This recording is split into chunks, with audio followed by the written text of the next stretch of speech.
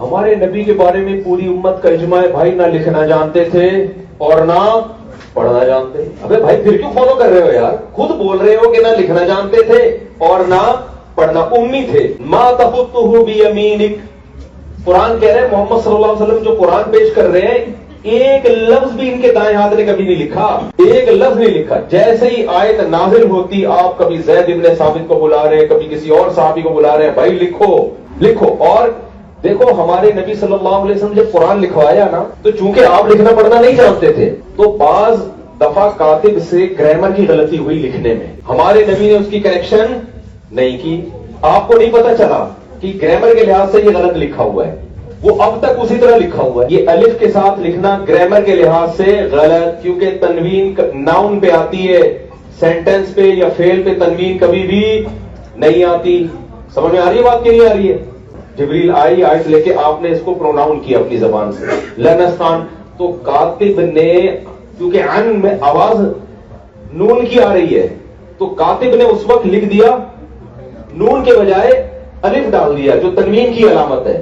یہ گرامر کے لحاظ سے 100% کیا ہے؟ مسٹیک ہے. آپ کبھی بھی عربی میں سینٹنس پہ تنوین نہیں ڈالو گے.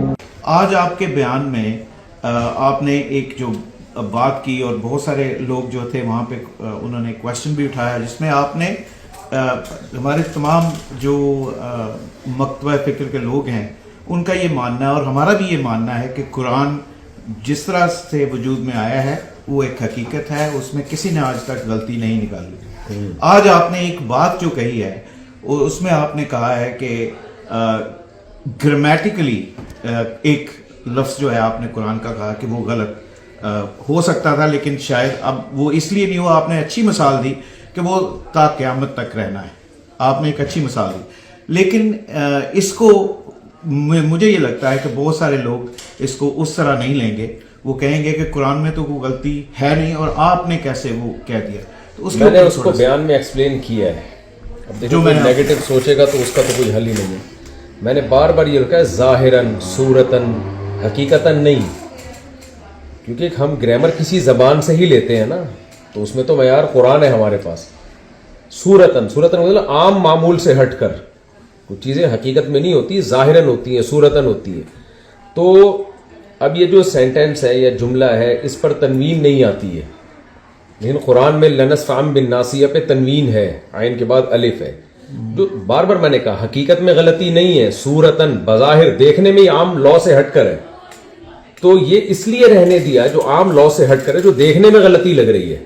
صورتاً کا مطلب یہی ہوتا ہے نا، شاید میں نے گاڑی اردو استعمال کیا تو لوگ سمجھ نہیں پائے ہوں گے. ظاہراً کا مطلب یہی ہے کہ عام گرامر کے لحاظ سے عین کے بعد نون آنا چاہیے، لیکن ایک عام اس سے ہٹ کر جب لکھا گیا ہے تو قرآن میں کسی نے بعد میں یہ ہمت نہیں ہوئی کہ اس کو ایک عام قاعدے کے مطابق لکھے، بلکہ اس کو ایز اٹ از رہنے دیا گیا ہے. تو یہ معجزہ ہے قرآن کا کہ بھئی جو لفظ جس طرح سے لکھا گیا اس کو چینج نہیں کیا گیا. اسی کو ثابت کرنے کے لیے اس کو یہ صحابی رسول نے کاتب وحی سے نے یہ کام کیا ہے. اس کو میں نے کہا صورتاً مسٹیک ہے، ظاہراً مسٹیک ہے، حقیقت میں مسٹیک نہیں ہے، اللہ کے حکم سے ایسا ہوا ہے. آپ نے بڑی خوبصورت سی بات اس کو بتایا ہے، لیکن آپ قرآن میں یہ مسٹیک کہیں گے؟ صورتاً تو کسی بھی چیز کو، صورتاً کا مطلب کیا؟ حقیقت نہیں ہے، دیکھنے میں لگ رہا ہے. بہت سارے مکاتبہ فکر کے لوگ اس کو صحیح نہیں مانیں گے. جو مکتبہ فکر کا تو پھڈا ہے نا، وہ تو آپ کا ایسا ہے کہ جب آپ میرے مسلک کے نہیں ہو تو گستاخ اور بے ادبیوں کے فتوے تو ہمارے یہاں ہول سیل کے حساب سے. وہ تو کوئی بھی لگانا چاہے کہ اس نے قرآن کی توہین کر دی ہے، اس نے گستاخی کر دی ہے، وہ تو مذہبی لوگوں کا ایک منجن ہے، سمجھ رہے ہیں نا.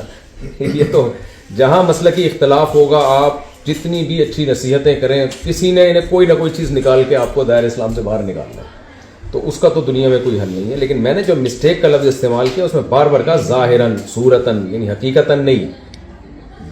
صورتاً مطلب عام قاعدہ اور قانون جو ہٹ کر ہے اس سے ہٹ کے اس کو لکھا گیا. اس کی اور مثال ہے فتقبلها ربها بقبول حسن. عربی میں ورب فعول کے وزن پر ہوتا ہے، مصدر فعول نہیں ہوتا. اچھا میرا قبول نہیں ہے، لفظ اصل قبول ہے. اچھا لیکن قرآن میں قبول کا لفظ آیا ہے، تو ہم کیا کہیں گے؟ عام قاعدے سے ہٹ کر ہے. اب اس کو صورتن ہم کہہ سکتے ہیں نا کہ ہم اس قاعدے سے ہٹ کریں, ورنہ اصل بات تو یہ کہ ہم گرامر تو قرآن سے لیں گے, کتابت کے طریقے ہم قرآن سے لیں گے. بے شک. تو صورتن ظاہرن کا لفظ میں بار بار اس لیے بڑھا رہا ہوں یہ بتانے کے لیے حقیقت میں نہیں ہے صورتن ظاہرن. بے شک. لیکن آپ نے ایک ایونیو کھول دی ہے جو کہ ہم کہتے ہیں کہ بہت سارے دوسرے مذاہب کے لوگ بھی ہمارے قرآن پہ کوشچن کر سکتے ہیں. آپ نے ایک کوشچن نہیں, دوسرے مذاہب کے آدمی کو اگر عقل ہوگی نا, آپ نے ایک کوشچن تو ضرور کھول دیا. دیکھیں دوسرا مذہب کا کوئی بھی ہوگا نا جس میں شعور ہوگا وہ اس ایکسپلینیشن کو سمجھے گا کہ کیا کہہ. لیکن اگر ہم ہی کہیں کہ اس میں یہ بات ہے تو پھر دوسرے مذاہب کے لوگ نہیں, وہ تو اگر میں یہ نہیں کہتا ہوں تو ویسے ہی کوشچن اٹھا سکتا ہے. آپ وہ کہے گا گرامر میں, وہ کہے گا ساری کتابوں میں عربی گرامر کی کتابوں میں لکھا ہوا ہے فعل پر تنوین نہیں آتی, وہ تو یہ کوشچن اٹھائے گا. میرے بیان کے بعد تو اس کو اپنے سوال کا جواب مل جائے گا. ورنہ جس نے بھی عربی گرامر پڑھی ہے کسی غیر مسلم نے, وہ کوشچن اٹھا سکتا ہے کہ یہ فعل پر تنوین کیوں آ رہی ہے, سینٹنس پہ تنوین کیوں آ رہی ہے. میرے بیان سے تو اس کو اپنے اشکال کا جواب ملے گا. ٹھیک, یعنی میں اگر اس چیز کو ہائی لائٹ نہ کرتا تو آپ کا کیا خیال ہے, غیر مسلم عربی نہیں پڑھتے کیا؟ بہت سے عربی پڑھتے ہیں, وہ ان کو اشکال ہوگا بھائی اس پہ تو تنوین نہیں آتی ہے. وہ میرا بیان سنے گا تو اس کو اندازہ ہوگا کہ بھائی یہ صورتاً مسٹیک ہے, حقیقتاً نہیں ہے. اور اس میں حکمت کیا ہے یہ بتانا کہ جس طرح جس کاتب وحی نے جو لفظ لکھ دیا چینجنگ نہیں کی ہے کسی نے اپنی عقل کو استعمال کر کے, تو وہ اگر صحیح عقل سے سوچے گا تو وہ تو قرآن پر ایمان لے کر آئے گا کہ یار ایسی حفاظت تو دنیا میں کسی کتاب کی نہیں ہوئی ہے کہ جو عام قاعدوں سے ہٹ کر اگر کسی نے ایک الف بڑھا دیا ہے تو اس کو بھی کوئی چینج نہیں کر سکا اب تک. حضرت اس وقت تو گرامر تھی بھی نہیں, آج سے 1400 سال پہلے جب یہ قرآن مجھے لکھا گیا اس وقت تو گرامر تھی بھی نہیں. گرامر دیکھیں زبان جب سے ہوتی ہے گرامر اس وقت سے ہوتی ہے, اس گرامر کے اصول وضع بعد میں ہوتے ہیں. زبان اس وقت بولی جاتی تھی, گرامر تو ہے نہیں تھی. زبان کی محتاج. میرا ایک کوشچن اب بند کر. ٹھیک ہے, تھینک یو سو مچ, بہت شکریہ. Thank you sir. ہو گئی.